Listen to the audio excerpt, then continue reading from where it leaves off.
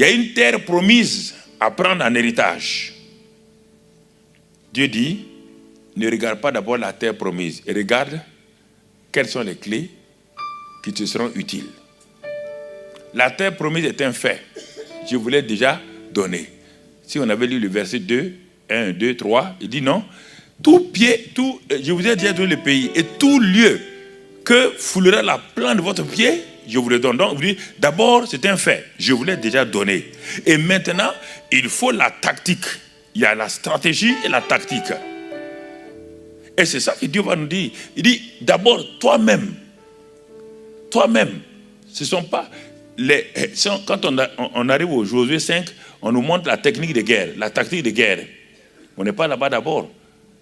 Avant que le commandant en chef n'aille à la guerre, il faut qu'il soit lui-même formé. Ici, on parle du caractère du commandant en chef. Prends courage, aie bon courage. Et fais quoi? Que la loi, cette loi de Moïse, cette parole, le secret de Moïse, ton mentor, n'est pas qu'il était un grand homme, non. C'est qu'il a appris à méditer dans ma présence. Il a appris à s'asseoir à mes pieds, à écouter tout ce qu'il a écrit. Ce sont des choses que je lui ai dites. Alors mon frère, la loi que Moïse, mon serviteur, t'a prescrite, ne t'en détourne ni à droite ni à gauche, afin de réussir dans tout ce que tu entreprendras. C'est comme en mathématiques, les classes de 3e, les théorèmes. Pour que deux triangles soient semblables, c'est la même chose. Il y a un théorème. On dit pour que deux triangles soient, les triangles A, B, C, C, D, E soient semblables, il faut ça. C'est ça qu'on te dit ici. Tous les éléments sont là devant vous. Mais le Saint-Esprit est le seul qui peut faire ressortir ce que tu veux. Je te dis, tu es dans ta chambre, tu as ton cahier, tu as ton bic, et tu es en train de lire. Et tu médites. Il dit maintenant, que ce livre-là, que je t'ai présenté, je dis que ce livre spécial, pas un autre livre, ce livre, il est désigné, il est connu. Ce livre,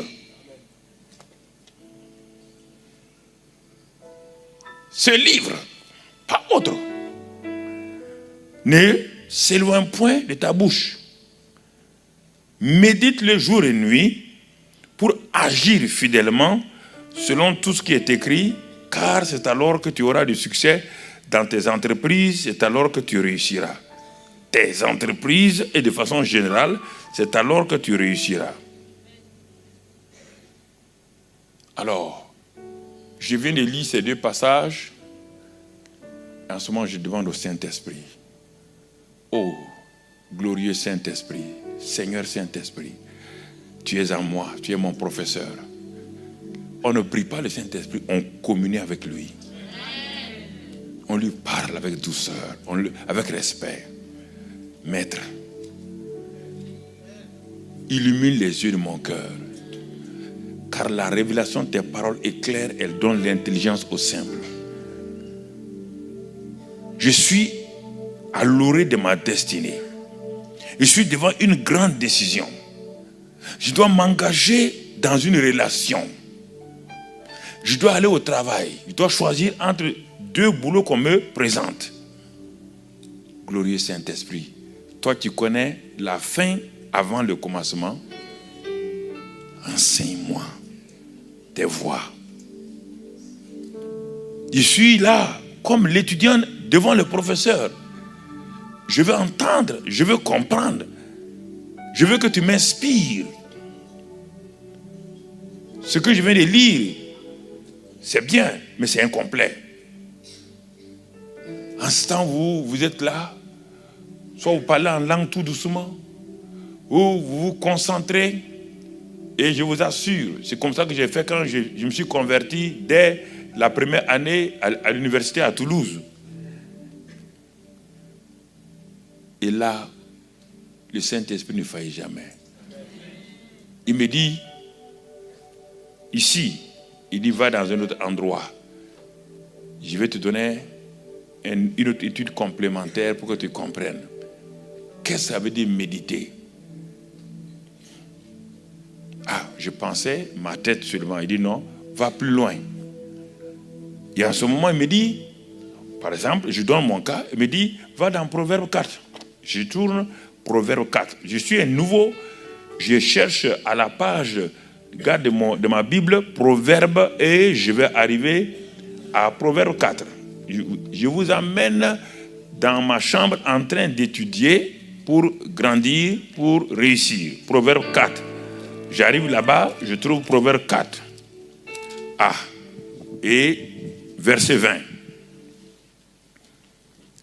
Là, il dit, mon fils, sois attentif à mes paroles. Ah. De l'autre côté, on parlait d'un certain Josué. Bon, je ne le connais pas. Son nom est dans la Bible, c'est vrai. Josué, on m'a dit que c'est un serviteur de Moïse et tout. Mais ici, ça devient précis là. Le Saint-Esprit dit attention, regarde bien, on ne parle plus de Josué, on dit mon fils. On parle de qui? Toi-même. Ah, prête attention maintenant. Tu es fils de Dieu? Oui. Tu es né de nouveau? Oui. Donc, je m'adresse à toi. Oublie Josué. Josué, c'était l'introduction. Mon fils. Ah. Quelque chose se passe. Il dit, sois attentif à mes paroles. Prête attention. L'attention, c'est les pensées, tout ton raisonnement. Sois attentif à mes paroles. Lesquelles?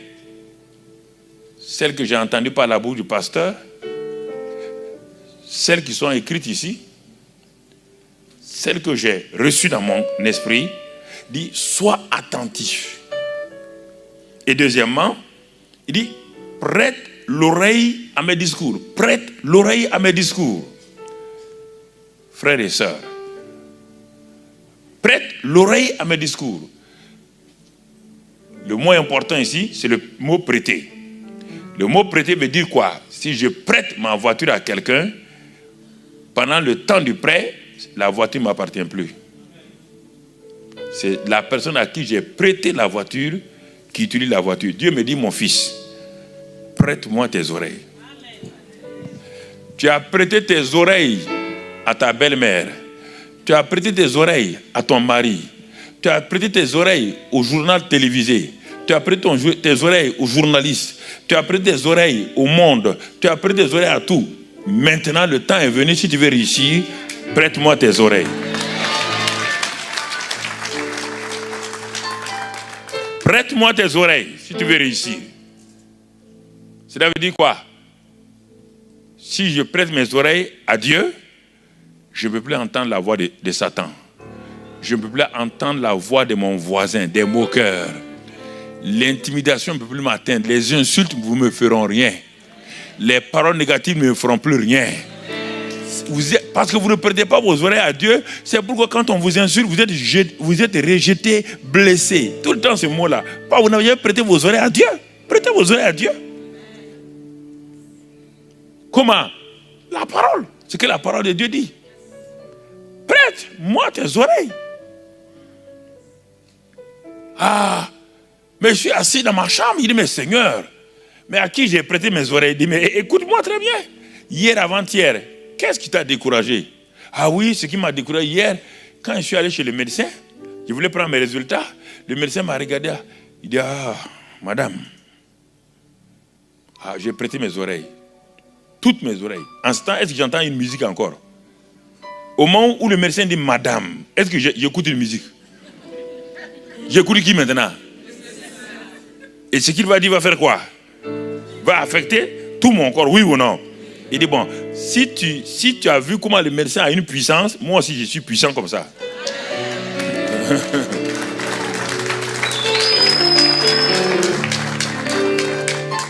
Regarde comment tu as eu peur devant le médecin.